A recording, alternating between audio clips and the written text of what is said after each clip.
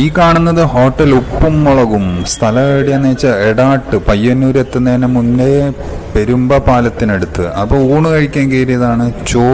ചോറിൻ്റെ കൂടെ വിളമ്പിയത് പച്ചക്കറിയും പിന്നെ മറ്റൊരു കറി എന്ന് പറയുമ്പോൾ മീൻകറി.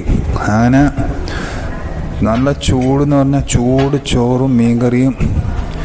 അതിൻ്റെ കൂടെ ചോറിന് നമുക്ക് തന്നത് കാബേജ് വറവ്, പിന്നെ ഒരു കക്കിരിക്കേൻ്റെ തൈര് കറി, പിന്നെ അച്ചാർ. ഇതന്നെ മതി ചോറ് കഴിക്കാൻ. നല്ല സുഖത്തിൽ ചോറ് കഴിക്കാം.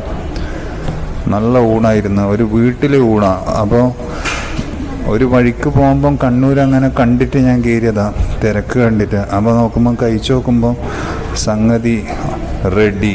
നല്ല രസമില്ല ഒരു ഊണ്.